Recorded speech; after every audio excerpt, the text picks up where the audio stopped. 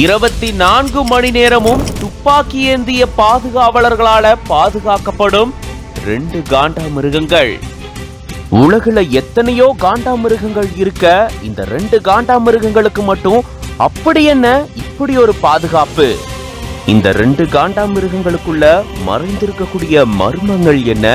எதுக்காக 24 மணி நேரமும் துப்பாக்கி ஏந்திய பாதுகாவலர்கள் இருக்காங்க?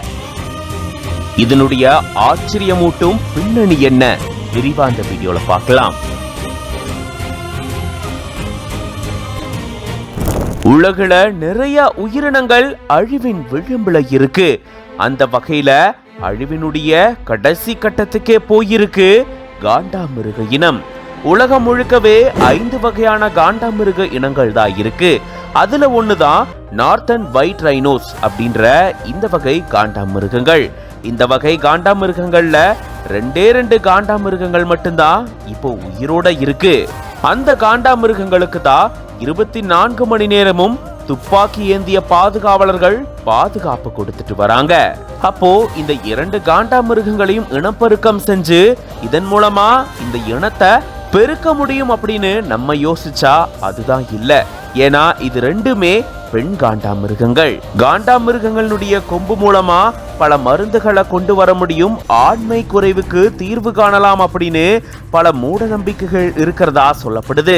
அதன் காரணமாதான் காண்டாமிருகங்கள் கொல்லப்பட்டுட்டு வரதாகவும் கூறப்படுது.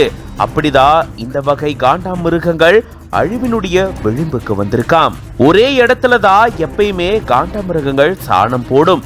மற்ற காண்டாமிருகங்களோட தொடர்பு கொள்றதுக்காக ஒரே இடத்துல இது சாணம் போடுதான். அந்த சாணத்தை வச்சுதான் பல பேர் இந்த மூட நம்பிக்கையால வேட்டையாடி இந்த இன காண்டாமிருகங்களையே அழிச்சிருக்காங்க. செக் குடியரசு கிட்ட 4 காண்டாமிருகங்கள் இருந்திருக்கு. 2 ஆண் 2 பெண் காண்டாமிருகங்கள். இதுல 2 ஆண் காண்டாமிருகங்களும் இறந்து போக மீதம் இருக்கிறது 2 பெண் காண்டாமிருகங்கள் தான். அதுலயும் இந்த பெண் காண்டாமிருகங்களுடைய கர்ப்பப்பையில நோய் தொற்று ஏற்பட்டதால இதுங்களால கர்ப்பம் தரிக்க முடியாது. இப்போ இந்த இனத்தை பாதுகாக்கிறதுக்காக உயிரிழந்த ஆண் காண்டாமிருகங்களுடைய விந்தணுக்கள் சேகரிக்கப்பட்டிருக்கு. IVF முறைப்படி எப்படியாச்சு இந்த வகை காண்டாமிருகங்கள் இனப்பெருக்கம் செய்ய வைக்க முடியும் அப்படின்னு கென்யா நம்பிட்டு இருக்காங்க. கென்யால இருக்கக்கூடிய ஒரு வன காப்பகத்துல தான் இந்த காண்டாமிருகங்கள் பாதுகாக்கப்பட்டுட்டு வருது. இது பத்தின உங்களோட கருத்துக்களை கமெண்ட்ஸ்ல சொல்லுங்க. மேலும் பல செய்திகளுக்கு பிஹைண்ட் நோட்ஸ் பேஜை ஃபாலோ பண்ணிக்கோங்க.